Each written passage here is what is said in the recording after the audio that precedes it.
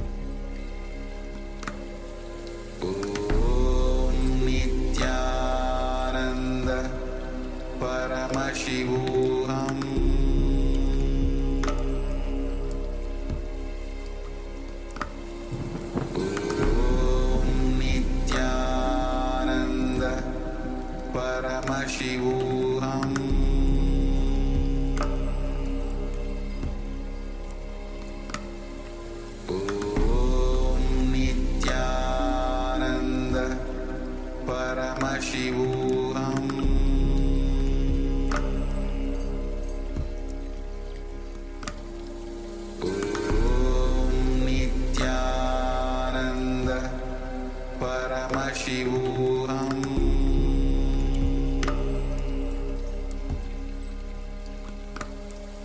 Om Nityananda Paramashivoham.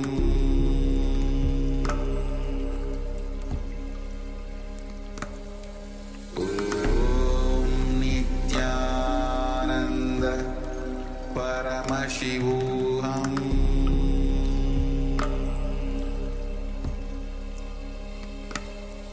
Om Nityananda Paramashivoham.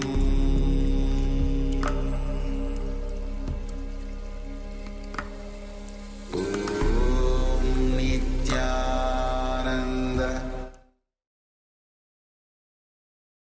Yes, you can relax now. Slowly, very slowly, you can open your eyes. Gently let the light come back into your eyes. And once the light has readjusted for your eyesight, while it's still fresh in your mind, take a moment to share with us what Paramashiva, what Swamiji has revealed to you, the details of the image that ourselves, the Acharyas, had in front of us.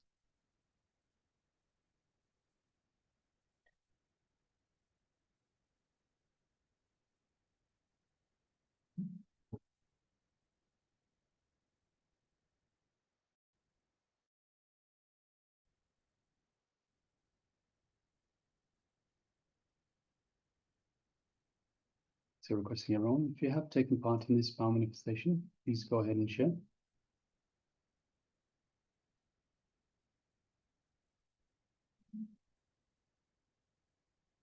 So requesting Manita Prema, Ma Shame Muse, Ma Goros Paropini, Ma Yongjing, Ma Zhang Yibo, and of course Manistra Guna, it looks like is replying, is typing. And requesting everyone that is with us on YouTube to please take a moment, share what was revealed to you, the details of the image that we had in front of ourselves, the Acharyas, for this round of clairvoyance, of power manifestation.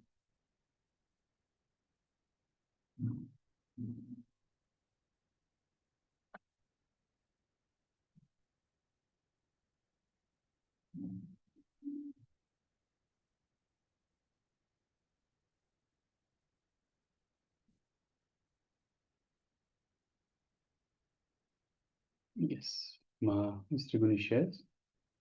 Manitra Gunaya is sharing. Swamiji shows picture of Rudraksha and so beautiful smell like garden of exotic flowers and fruits. Thank you for sharing, ma'am. All right, so everyone else, if you're still sharing, please continue to do so. Meanwhile, let us share with you the image that we had displayed for this round of power manifestation.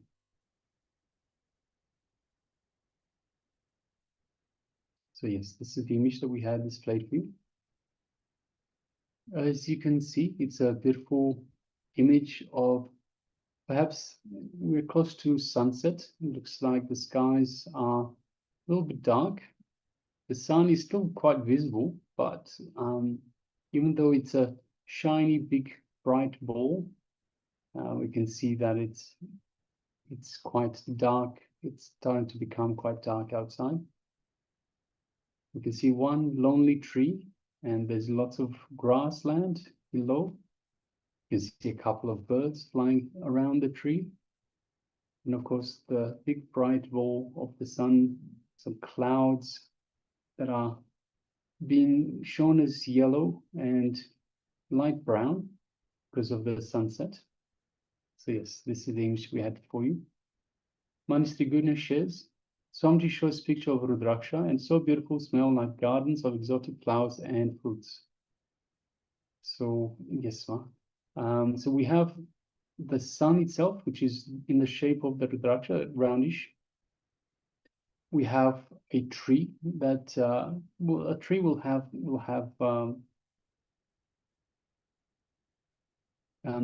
its seeds, and Rudraksha are the seeds of the tree. Beautiful smell garden. So we have the grassland, and so every landscape will have its own smell, garden, exotic flowers and fruits. So yes, thank you very much for sharing, Ma, and congratulations for manifesting, Ma. Also, in this grassland, in this view, we are not able to see that many flowers, and especially because it's almost like sunset or sunrise. But surely, there will be a lot more plants with beautiful flowers and fruits in such a place. So thank you for sharing, Ma. Thank you again. Yes, thank you so much for sharing, Ma. All right, so with that, we'll be moving on to the next segment in our program for today. And the next segment is on reprogramming your mind to look in. So Swamiji will be taking us through this revelation, how to reprogram our mind to look in. And then we'll also be following up with a kriya, which is a kriya for vertigo care. So vertigo is, for example, if you are somewhere up high on the top of a building, for example, and you look down and you start getting dizzy, that is the vertigo. So Swamiji will also be taking us through a kriya on how to care for this vertigo, to attend to when you get vertigo. So requesting everyone, let us sit comfortably with the head, neck, and spine in a straight line. And let us hear directly from the Supreme Pontiff of Hinduism on these sacred truths. Let's begin.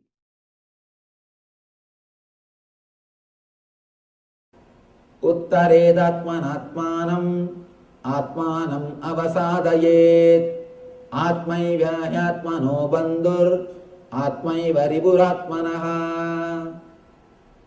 Uttaredatmanatmanam atmanam avasadayet atmaiva yatmano bandhu atmaiva riburatmanaha.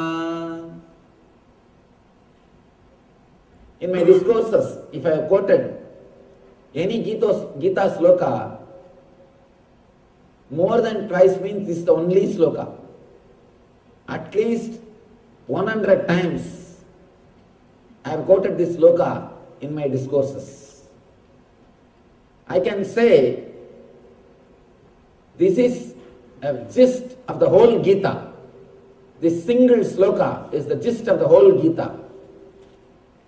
Yesterday, we understood the concept, how to move from doing and having to being. We are all stuck in having. And then little intelligent man moves to doing. Then you are supposed to move to being. We learned the technique of how to move, how to liberate yourself from fear and greed, how to move into the divine consciousness, how to move into bliss. Here Krishna says, Uttared atmanatmanam atmanam avasadayet. The translation goes, one must deliver himself with the help of his own being and not degrade himself. The being is a friend of the soul and his enemy as well. You are your own friend and you are your own enemy. If you know the technique of how to lift yourself by yourself, you will become friend of yourself. If you let yourself down, you will become enemy of yourself. Yesterday we all learned the technique. How many of you yesterday requested you to follow the technique just for 10 days? Naturally, when you follow, again and again you will fall. You will fall. If you have not fallen, please be very clear, you have not done rightly. You have not practiced properly. When you practice anything, naturally you will fall. Again and again, suddenly you will forget. Oh, I started working out of fear. I started working out of greed. You will come back. Again and again you will come back. when you start working, naturally you will see there will be few problems. Always, when you start anything new, you will have three phases. First, resistance. Next, just avoiding. They will neither care nor resist. Indifference. Third, acceptance. This is the way anything will start. Same way, when you start doing anything inside your system, the same way you will start growing. First, resistance. Again and again you will fall. You will forget. Your system will resist.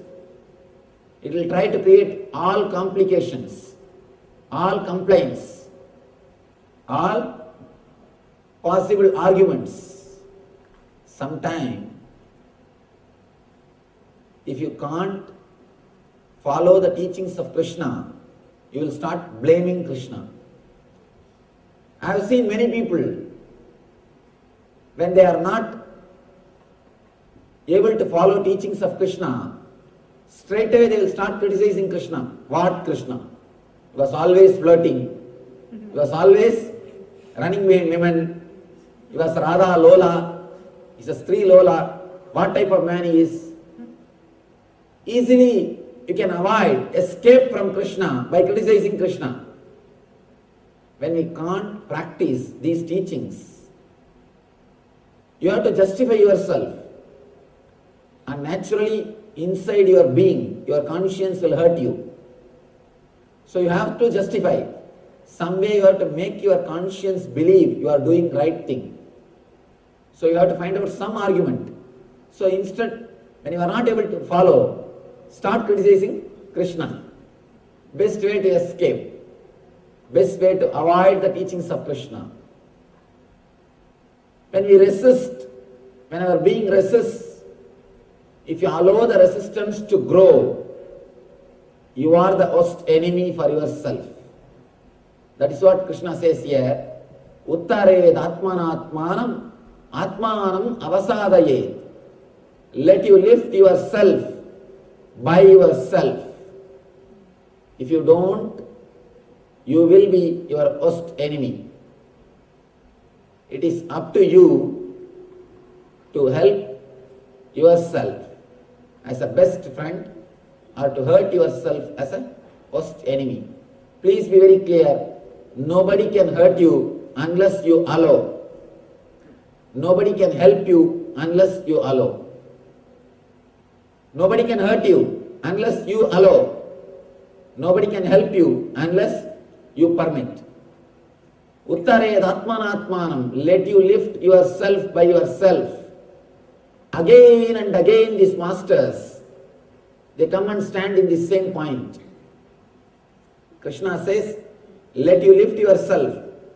If you have fallen, if you have failed, practicing these words which you learnt yesterday, the teachings or the meditation technique, if you have forgotten, don't worry. Again and again lift yourself. Don't feel depressed.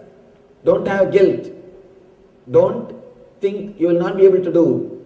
Again and again lift yourself. Even Buddha, the last teaching of the Buddha is Atma Deepo Bhava. The moment he was about to die, Buddha is about to leave the body. All his disciples are asking, Master, give us your message in one word. What's your ultimate message? Buddha says, Atma Deepo Bhava. Let you be light, guide unto yourself. Let you be guided by yourself. Atma Deepo Bhava. Let your being guide you. The same thing, Krishna says, Uttared atmanatmanam. Let you lift yourself by yourself. Nobody can do anything unless you lift yourself. Uttared atmanatmanam. Only you can help yourself. Somebody goes to Buddha and asks, Master, you know enlightenment is the ultimate thing. Why don't you give that to all of us? Why don't you make us all enlightened? Buddha says, oh, you want enlightenment? Do you think that I should give enlightenment to everybody? Please go around and take a survey. How many really wants enlightenment? By evening, this guy comes back after taking an extensive survey in that whole city, and he says, Master, only 2 persons wants enlightenment. Buddha says, please bring them, let me give. He says, no, they are not ready to come from the house all the way here. If you can send by courier, they are ready to receive. If you can send from here, they are ready to receive and keep it in their house. They are not ready to come here all the way. Nobody wants. Even if you want it as one more item in your showcase. We are not ready to risk anything for enlightenment. We want one more item in the showcase. We can say, whenever people come to our house, we tell, this is from Delhi, this is from New York, this statue is from Japan. Just like that you can say, oh, this enlightenment that Nityananda Swami he gave. He was giving Gita discourse. I went and attended, he gave. How it looks? Just as one more showpiece, we are ready to accept, but not ready to commit, or not ready to risk anything, not ready to take the responsibility. Buddha says, the existence is so great, it allows you, it gives you the freedom to be in bondage. God is so great, He gives you even the freedom to be in bondage. It is your freedom, whether to be in bondage or to be liberated. Even liberation should not be forced. If it is forced, even liberation is not liberation. If it is forced, how can it be liberation? It cannot be. So you have complete 100% choice to be liberated or to be in bondage. It is completely up to you whether to be liberated or to be in bondage. God is so great, He allows you, He gives you the freedom even to be in bondage. Here Krishna says, Uttared Atmanatmanam Atmanam Avasadayet. Let you liberate yourself by yourself. Unless you liberate yourself, nobody else can liberate yourself. If you help yourself, you are the greatest friend for your being. If you don't, you are the worst enemy for your being.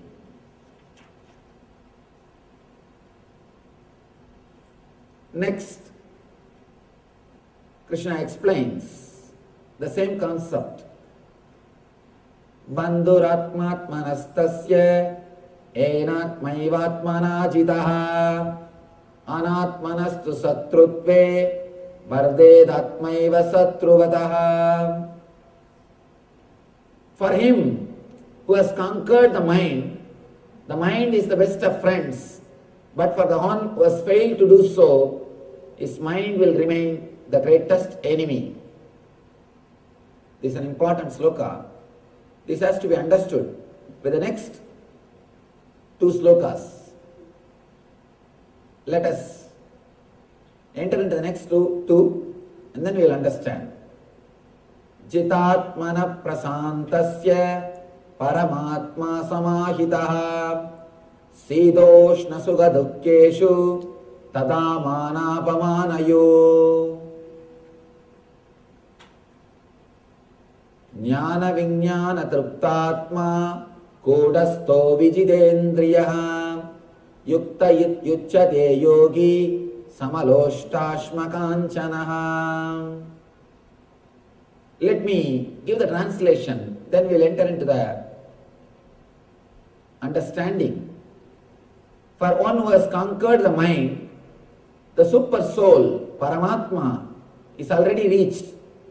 For he has attained tranquility.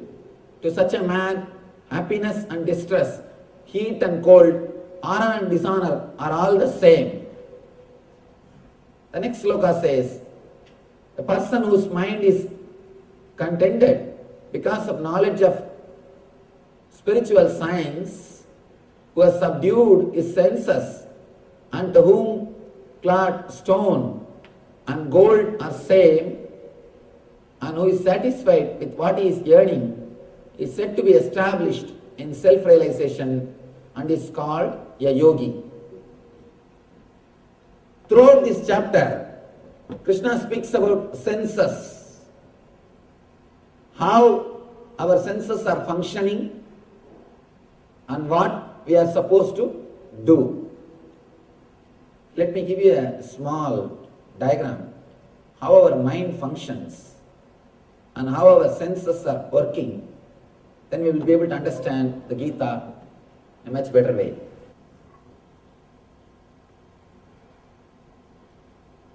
Please understand how our mind works, how we process information, how we perceive things, how our senses perceive information, and how you take decisions, how you move in your life. First, for example, you are seeing something through the eyes. Let us take this scene. Now you are seeing something. Here I am explaining only based on eye. You can replace it with ears. You can replace it with the taste. You can replace it with smell. You can replace it with touch. With any pleasure, you can replace it. Here I am giving an example of eye. And this scene. Let us take the example of this scene. You are seeing me. First, your eyes will catch the picture or the scene. This will be taken to chakshu. Chakshu means the energy which is inside the eyes. This is called indriya. Please understand, eyes are not seeing. Through eyes, the energy is seen. Through eyes, something else is seeing. How to understand this? Sometime, your eyes will be wide open. If you are intensely listening some music, even if somebody walks in front of you, you will not know. Your ears are open. If you are intensely reading something, even if some sound happens, you will not hear the sound. It means you are not hearing just through eyes or just by ears. Something else is seeing through eyes. Which sees through eyes is called chakshu. The whole file goes to chakshu. The picture or the scene which you are seeing will go to chakshu. In chakshu, the important process happens. The whole file is converted into digital file. I am speaking in the computer language. Understand? The whole thing is converted into digital file. It's almost like a DSP, digital signal processor. The whole thing is converted into digital file. Inside the computer, if you have to process any information, it has to become digital file. Whether it is a picture or whether it is a sound, it has to be converted into digital file. Same way, inside, if the process has to happen, means the whole thing has to be converted into biosignal file, digital file. The file processing happens in chakshu. Whatever scene you are seeing now, that picture will be converted into digital file in chakshu. That file will now go to chitta, memory. It will go to memory. In memory, the process will start happening. What is this I am seeing? What is this in front of me? First thing in memory, you will start analyzing and negating things. This is not this. This is not this. This is not this. That na iti, that will start happening in chitta.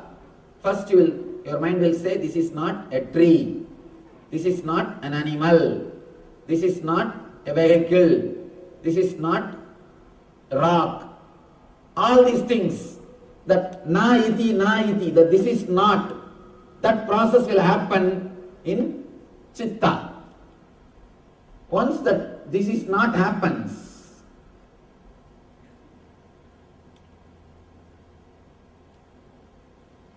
the file goes to mind, the mind starts saying, this is it, this is it. In mind, you start saying, the mind starts the identification process.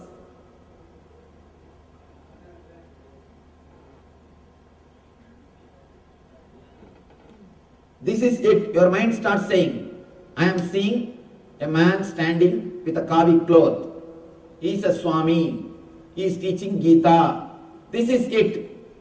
That identification will start happening in mind. Then the file goes to buddhi, your intelligence.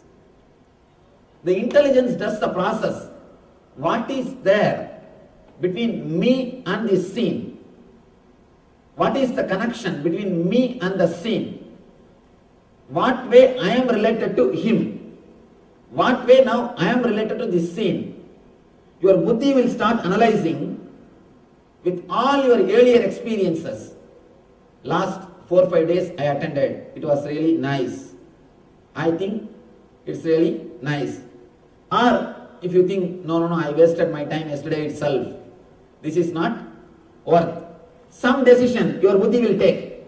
Your buddhi will say, some way it will respond. Whether it is right or wrong, whether you liked it or not. Some way your buddhi will give the response. And now the whole file will go to ego. According to the buddhi's signature, the buddhi will write in the file, yes or no. Buddhi will write in the file, yes or no. This is what, according to my past experience, or this is what my analysis, this is what is my decision. Whatever buddhi feels will be signed. The whole file will go to ego. Ego will deliver the command. Ego will say, if buddhi says yes, if buddhi says, I enjoyed yesterday, it was such a wonderful experience, then ego says, sit here, continue to listen. Listen intensely. Ego will give a command.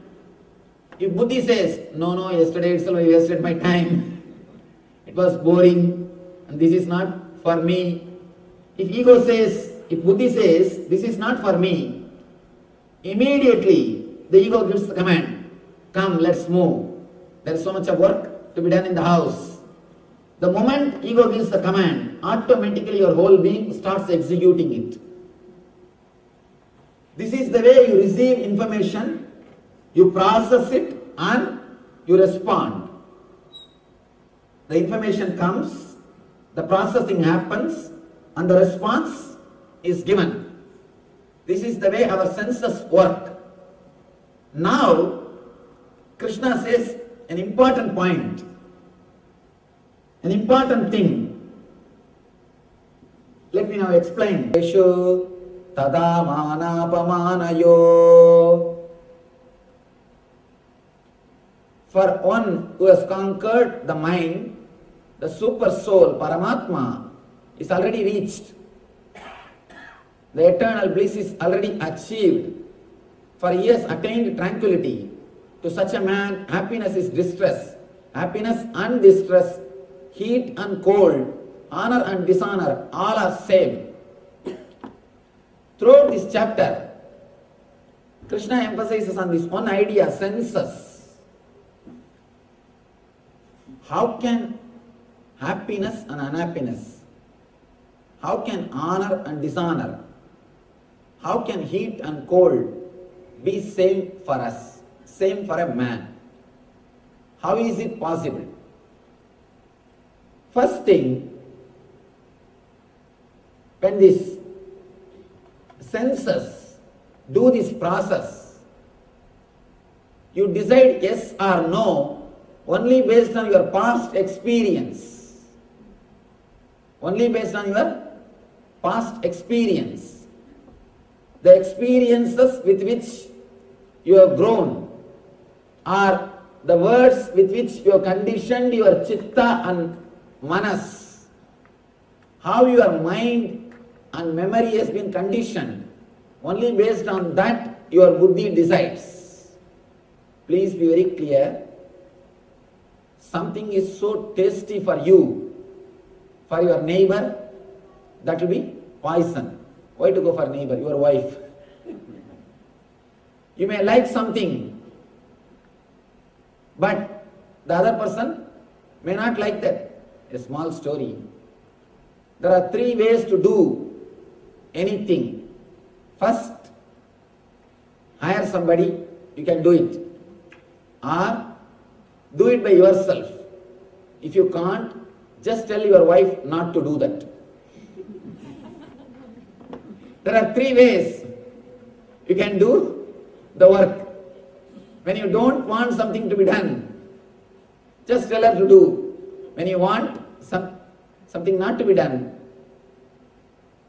you know the technique. Whenever your mind is caught in dualities, the dvandva, again and again and again, you fall back to your dilemma, to your suffering, to your nature, to your instinct level. Here, Krishna says the person who has achieved the bliss is not affected by heat or cold. How to reach that state? Throughout this chapter, he is speaking only about senses.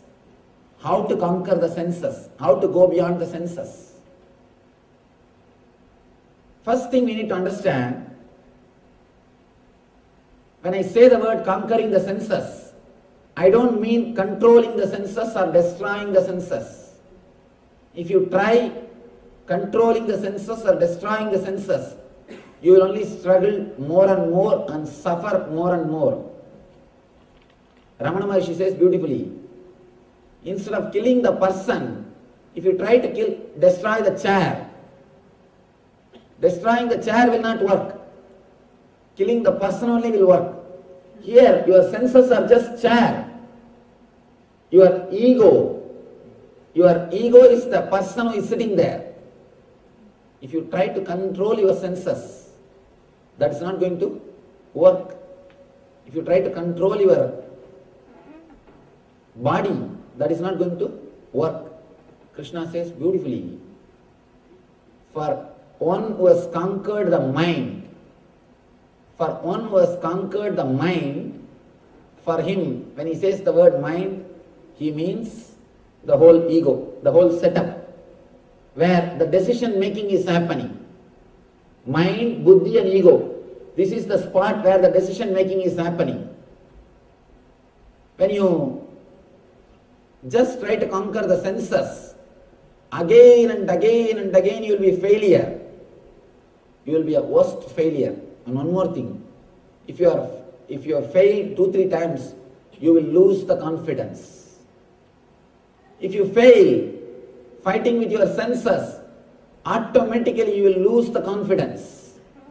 You will start thinking, it is never possible. I can never achieve it. You need intelligence to progress in this path. If you try to work from the wrong side, if you try to work from the side of senses, you will never be able to succeed. It's like if you try to create more pressure on the cooker, you will not be able to succeed. First you need to remove the fire. You need to remove the fire. You need to stop the energy supply. Here, the ego or the buddhi, the place from where you take the decision, that from there continuously the decisions are supplied to your senses. All you need to do is to work on the level of mind, not in the level of senses.